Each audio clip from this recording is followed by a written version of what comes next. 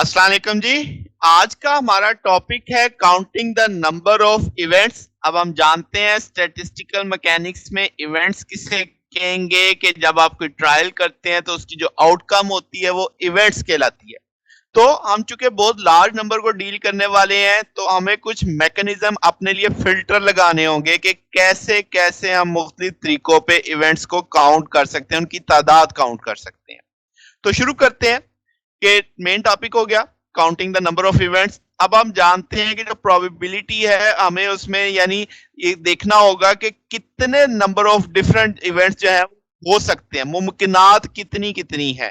ठीक है, तो ये जो डिफरेंट वेज हैं जो वेरियस इवेंट्स में होंगे, हम उसमें अब जो कंसेप्ट देखेंगे वो अरेंजमेंट का होगा। ये कब इस्तेमाल करेंगे ये भी समझेंगे। फिर परमुटेशन का कंसेप्ट आएगा, फिर कॉम्बिनेशंस का कंसेप्ट आएगा। तो सादा सादा बिल्कुल रखते हुए बिल्कुल बेसिक से वन लाइनर समझेंगे ताकि हमें ज्यादा इसकी जरूरत समझ नहीं, बेसिक्स पता होनी चाहिए यानी एक तरह से। तो अरेंजमेंट्स हमारी पहली एक तरह से मेथड है कि हम जो काउंटिंग के लिए इस्तेमाल करेंगे।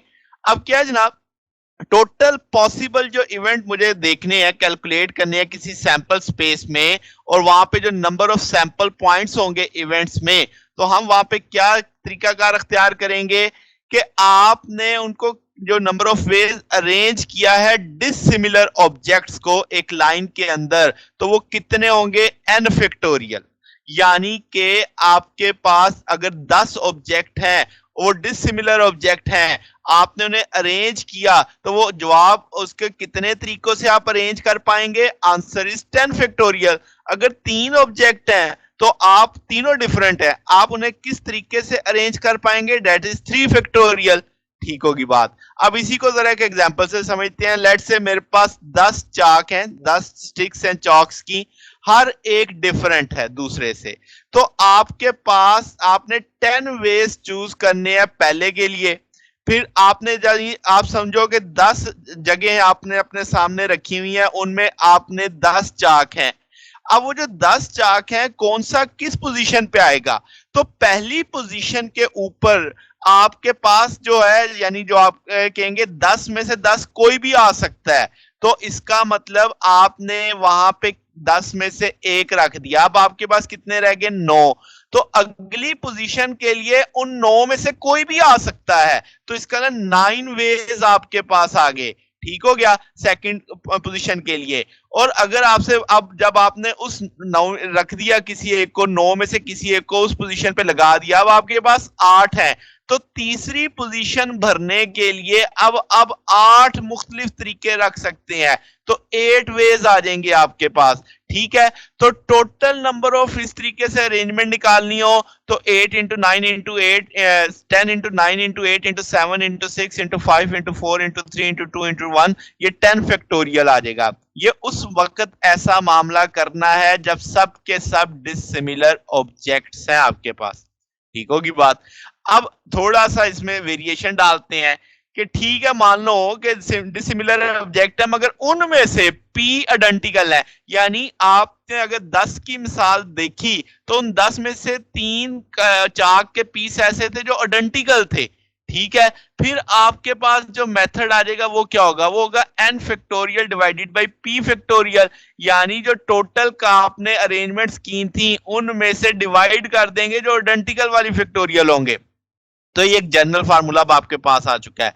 अगर मैं इसे और जनरलाइज कर दूं कि मेरे पास एन ऑब्जेक्ट मैंने लाइन में लगाने हैं, ठीक है, तो उन एन ऑब्जेक्ट्स में से पी एक जैसे हैं, क्यू एक जैसे हैं, आर एक जैसे हैं, तो मैं टोटल अब अरेंजमेंट निकाल पाऊंगा। तो एन फैक्टोरियल को डिवाइड कर दूंगा पी फैक्टोरियल, क्यू फैक्टोरियल और आर फैक्टोरियल से अप टू सो ऑन, जितने भी आपके पास वहां पे वो मौजूद है। तो सादा सादा बात समझ आ गई कि आपने उनको एक अरेंज करना है, एक तरतीब लगानी है। अगर तो सारे ही मुख्तलिफ हैं तो जितनी तादाद होगी उतना फैक्टोरियल ले लो। अगर उनमें से कोई मुश्तरका है, कोई एक जैसी चीजें हैं, तो वो आपने टोटल तादाद को उसकी जो आपके मुश्तरका वाली तादाद वाले से डिवाइड कर देना है, यानी उस फैक्टोरियल से। अब ये तो बड़ा सादा सादा मामला था अरेंजमेंट वाला। जरा परमुटेशन देखते हैं। तो हमें क्या है, एक जनरल चॉइस करनी है आर ऑब्जेक्ट्स की एन यानी नंबर में से एन नंबर ऑफ परमुटेशन में से। तो आपके पास जनरल फार्मूला मैंने पहले लिख दिया है, हम इसे पी ए से लिखेंगे, एन आर आ जाएगा n factorial over N minus r आ जाएगा, यानी आर आपकी क्या है, जनरल चॉइस ऑफ ऑब्जेक्ट है। अभी एक मिसाल देखते हैं तो बड़ा अच्छा समझ आ जाता है। लेट्स से हम कहेंगे कि आपने 3 चाक निकालने हैं 10 में से, ठीक है, आपने चूज करना है, ठीक है, आप कितने 10 में से 3 कितने तरीकों से निकाले जा सकते हैं, यानी 10 चाक आपके सामने पड़े हैं, अगर कोई के 3 निकालो इसमें से, तो वो 3 कौन कौन से हो सकते हैं, कितने तरह के 3 वहां से निकलेंगे, वो कॉम्बिनेशन आपको कह लो। तो वो आपके पास क्या है जी, अगर पहला चॉइस क्या हो सकती है कि आप कोई से भी उठा लोगे उन 10 में से, ठीक है, एनी नंबर आ गया, ठीक है। सेकंड चॉइस क्या हो जाएगी कि अब आपने जब उनमें से एक उठा लिया तो अब पीछे 9 रह गए, उन 9 में से अब आपने चॉइस करनी है। सेकंड चॉइस 10 में से नहीं है, सेकंड चॉइस 9 में से है, और थर्ड चॉइस 8 में से है जो बाकी रह गए, ठीक होगी बात। अब ये सारी जो आपने चॉइसेस की ये इंडिपेंडेंट थी, ये एक दूसरे पे डिपेंड नहीं कर रही थी, तो नंबर ऑफ परमुटेशंस कितनी आएंगी, तो आप कहेंगे 10 इंटू 9 इंटू 8, आप इसको ऐसे भी लिख सकते हैं 10 फैक्टोरियल डिवाइडेड बाय 7 फैक्टोरियल।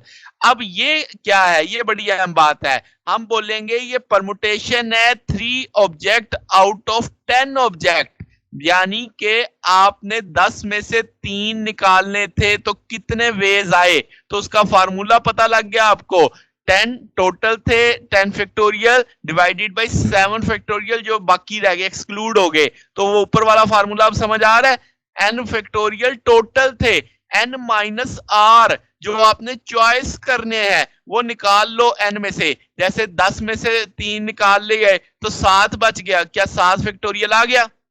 तो इसका मतलब अब आपके पास इस तरीके से अगर आपको चॉइस करनी पड़े कि 10 में से 4 निकाल लो, तो फिर कैसे लिखते, 10 फैक्टोरियल डिवाइडेड बाय 6 फैक्टोरियल, उतने नंबर ऑफ परमुटेशंस आपके पास आ जाती। ओके होगी बात। अब ये जो तरीकाकार है, यानी ये जो चॉइस करने का तरीका कितने वे से आएगा, इसमें ऑर्डर इंपॉर्टेंट है, ठीक है। तो जैसे आपने यहाँ पे लिख दिया 10 फैक्टोरियल बाय 7 फैक्टोरियल, आप कोई भी मिसाल ले सकते हैं इसके अंदर।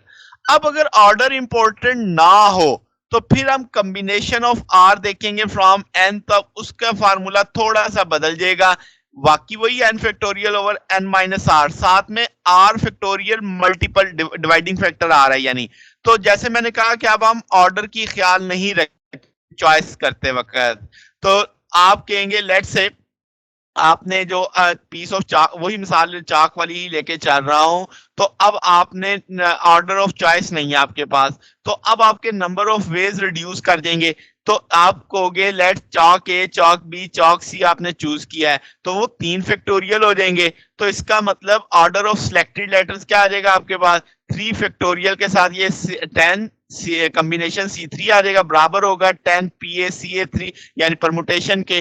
तो अब आपने क्या किया, 3 फैक्टोरियल दूसरी तरफ ले गए, तो आपके पास जो परमुटेशन का फार्मूला था 3 फैक्टोरियल से आपने डिवाइड कर दिया, वो 10 फैक्टोरियल डिवाइडेड बाय 7 फैक्टोरियल था, तो बात समझ आ गई, उसी फार्मूले से 10 फैक्टोरियल ओवर 7 फैक्टोरियल, ये समझ रहे हैं ना, n factorial n minus r और साथ में r आ गया। तो ये तब है जब आपने ऑर्डर का ध्यान ना रखना हो, तब आपके पास ये वो नंबर ऑफ वेज आ जाएंगे कि आपने सिलेक्शन जो करनी है, चॉइस जो करनी है। तो ये जनाब, अब आप इस रिजल्ट को जरा और अच्छे से समझ लेते हैं।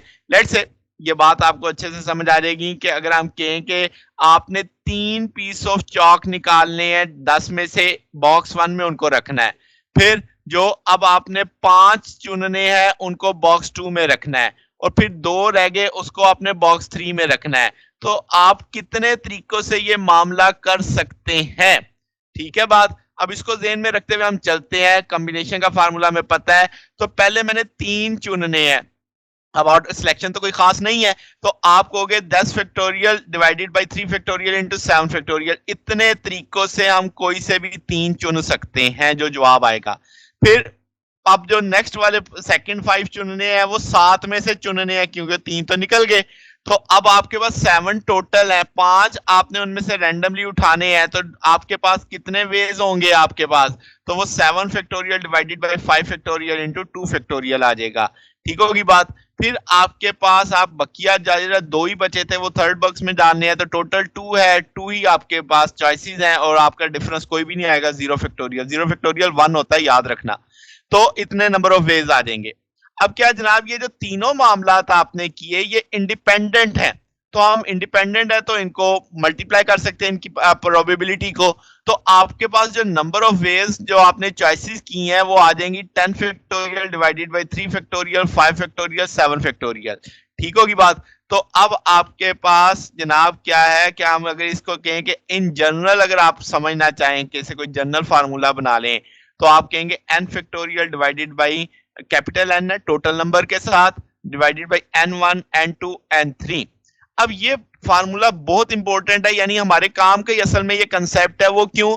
क्योंकि हम इसे देखेंगे कि टोटल नंबर ऑफ वेज जो एनर्जी अरेंज की जा सकती है डिफरेंट क्वांटम मैकेनिकल स्टेट्स में, और वो एन आइडेंटिकल सिस्टम यानी एक आइडेंटिकल सिस्टम है, उसके अंदर कितने तरीकों से एनर्जी आप अरेंज कर सकते हैं। और यहाँ पे छोटा जो एन आई है, जैसे ये N1, N2, N3 जिसे आपने कह सकते हैं, वो नंबर ऑफ टाइम्स के क्वांटम स्टेट जो आपने ऑक्यूपाई की हैं, 2 दफा, 3 दफा, 4 दफा, तो उतने वो आपकी अरेंजमेंट आपके सामने आ जाएंगी।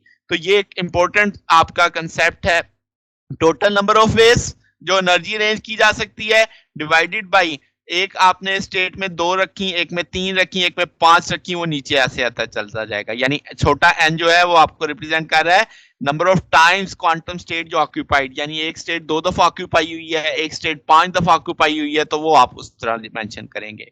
तो ये जनाब हमारा आज का टॉपिक था। अगर आपको इसमें कोई बात पूछनी हो, डाउट हो, तो नीचे कमेंट्स में पूछ सकते हैं। वीडियो अच्छी लगी हो तो वीडियो को लाइक कीजिएगा, दोस्तों के साथ शेयर कीजिएगा, चैनल को भी सब्सक्राइब कर दीजिएगा। अब तक के लिए इतना ही, बकिया इंशाल्लाह फिर नेक्स्ट देखेंगे। ओके, अल्लाह हाफिज।